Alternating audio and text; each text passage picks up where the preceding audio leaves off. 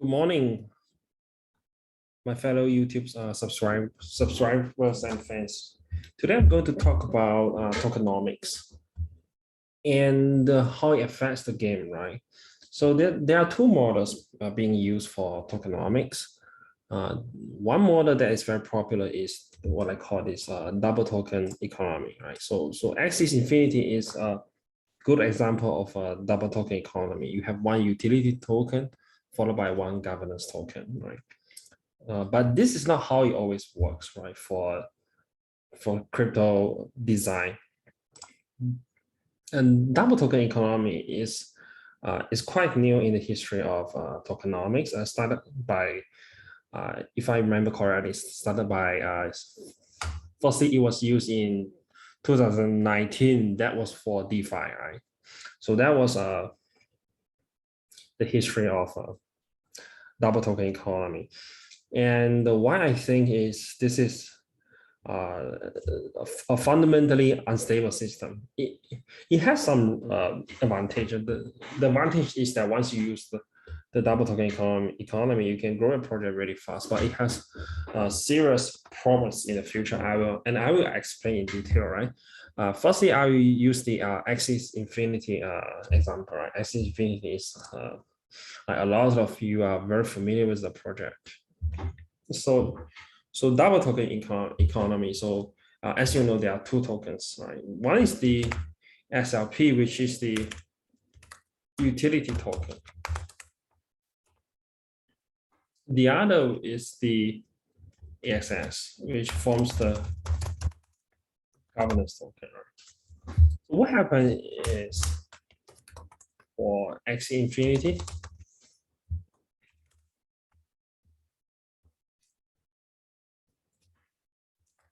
the SLP high price drives demand for Axis, which eventually drives demand and higher price for AXS. And this is how the laws of economics works, right? So when SLP is a high price, or we say that the games provide SLP in large quantity at a reasonable price for the players, right? This gives the manager and scholar a good incentive to continue to own more Axes, buy more Axes, or breed more Axes. So this drives demand for Axes. So Axes price go up. And eventually, this also drives demand for higher price for AXS, because when they are, this is due to more transaction. With more transaction, and breeding demand brings a higher demand for AXS.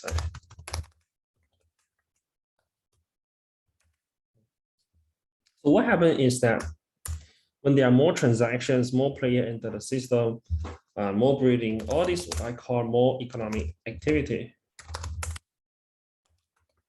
More economic activity actually drives high valuation. High valuation for AXS.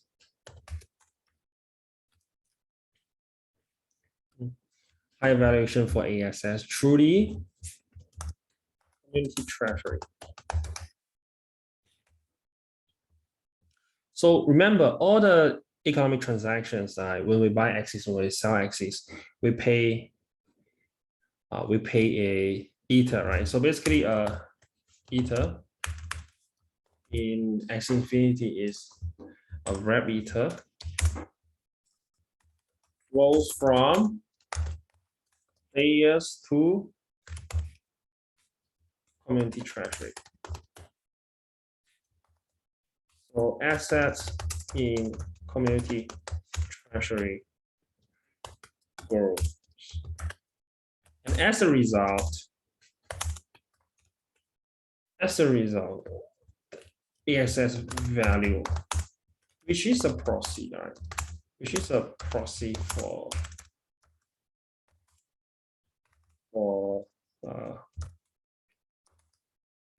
community treasury.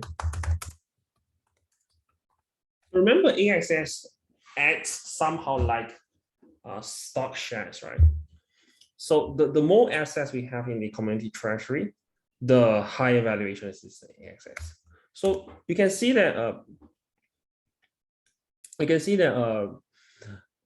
the flow is very clear. More economic activity give higher valuation for AXS.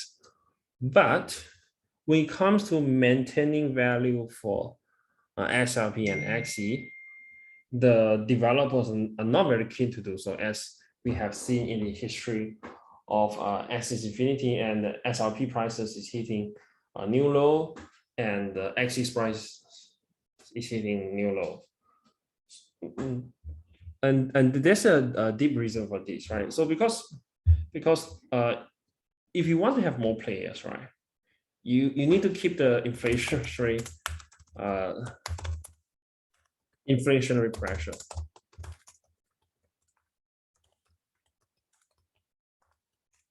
pressure on for Axis and SLP.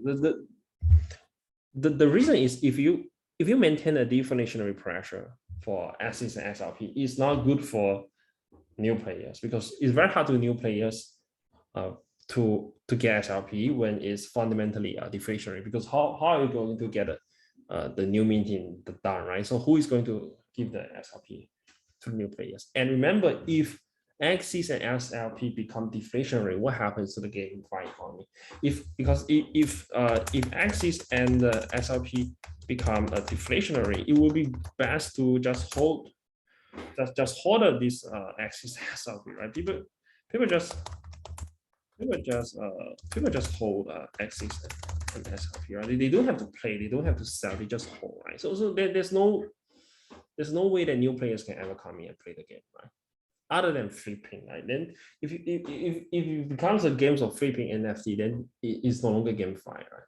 So the economic incentive of this the entire game structure is to have more transaction activity and more players to join the game.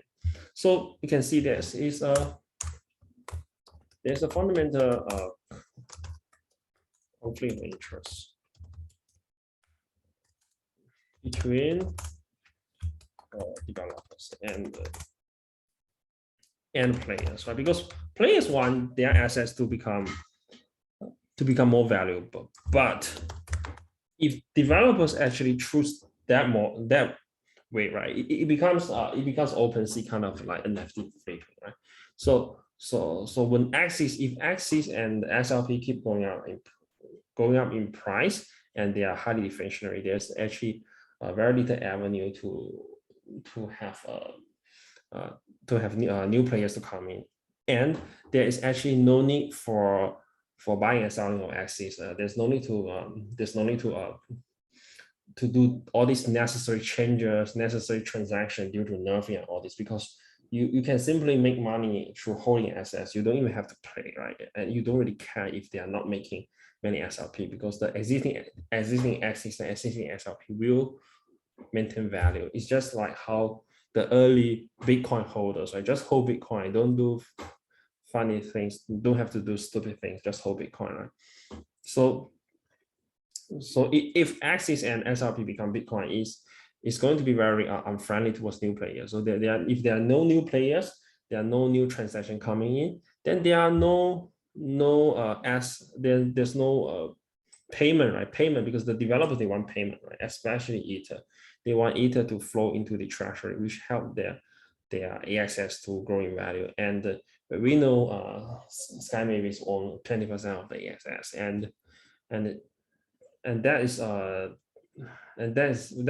just talking about the circulating supply. If you consider the undiluted AXS token, which are the AXS token actually, which they are used for staking, they are actually kept in the community treasury. Actually, probably we are looking at the SkyMavis owning 2/3 of the AXS assets. So what they want to do is to make sure AXS maintain value, and what they want to make sure is WETH continue to flow from players to community treasury. So basically, they are no different from the traditional games, right? Who actually want you to pay money for their services. So this is the problem, because players are actually putting hope on Axies and SLP. The developers are putting focus on AXX and the amount of Ether in their community treasury. So there is a fundamental conflict of interest between the developers and players. So this is why I think the two token system has deep issues, right? So you remember in my earlier example of Bitcoin, when we talk about Bitcoin, Bitcoin is actually in a single token economy system. It is much more healthy. Remember, Bitcoin holders hold Bitcoin, right? So they have this belief, right? Whether it's due to the belief in the technology or libertarian learning, political ideas, right? They just hold Bitcoins or they just want to get rich for whatever reason. So, and you have another group of people who are called miners. So miners pay electricity. So miners are basically converting their electricity costs, right? Which is, let's put it in fiat into Bitcoins, right? Into Bitcoin income, right?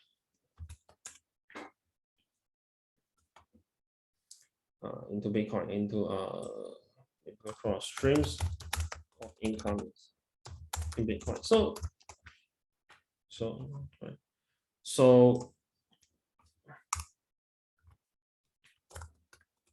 Bitcoin holders help to preserve the Bitcoin value price.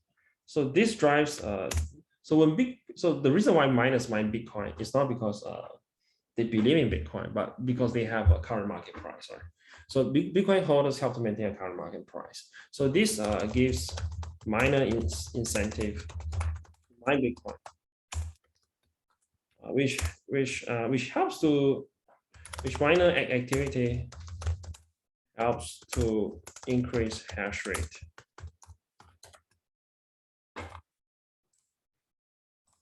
Also increase hash rate and hence the security structure of the entire network.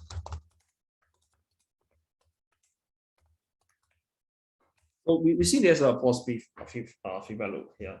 So because miners help to improve the entire security structure of the entire network. So as a result, Bitcoin become more valuable. So you can see this because so we have Bitcoin holders who get paid in Bitcoin as well. But think of it, so the miners and the Bitcoin holders, right? They just get paid different, right? So miners are getting paid upfront, but they bear the cost of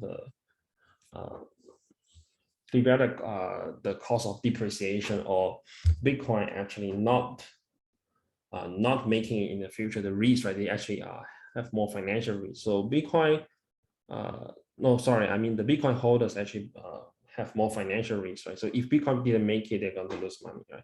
But miners actually have less financial risk because they receive Bitcoin in terms of income stream, right? So as long as they can cover their electricity costs, right? So they are in the business that actually at least cover their variable costs. Of course, it's more complicated. They are fixed costs upfront, which is a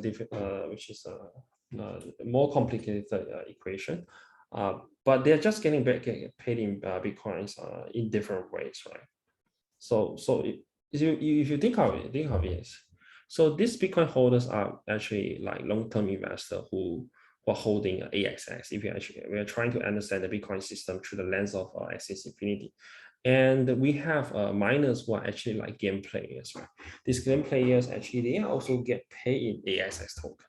So if let's say Axie Infinity, I think it will be more sustainable if actually there's actually only one token, because one token can make sure that the developers and the developers and the gameplay actually have their incentives aligned. But it doesn't mean that the two token economy cannot work, right? But there is conflict of interest, right? So to have a sustainable success in a token economy, you need developers who are very ethical, who are very farsighted and ethical, and who think about the how their players are feeling every now and then. And clearly, Axie Infinity did not fulfill that kind of moral obligation, because we see that they are in their community treasury. They don't even hold Axis and SLP in their community treasury. So that clearly tell you what their focus is, right? Their focus is higher valuation for AXS and get paid more Ether. So they want your Ether, right? They calculate their wealth in Ether, not in Axis and SLP. That's why they don't seem to care about Axis and SLP that much. But having said that, eventually, for the game not to die, for the game to continue to survive, for the game to continue to thrive with the coming lane game and everything that they plan to do, they have to revive SLP, right? I see that as an inevitable drop that they have to do, because if you don't revive SLP, the players are not coming back. If the players are not coming back, you aren't getting our Ether, right? Axie Infinity, you aren't getting my Ether, our Ether. Remember, the developer want our Ether, and we don't give them unless they pump up the SLP. Okay, that's my opinion on the tokenomics. If you like my channel, you can subscribe my channel. If you like my video, please like my video.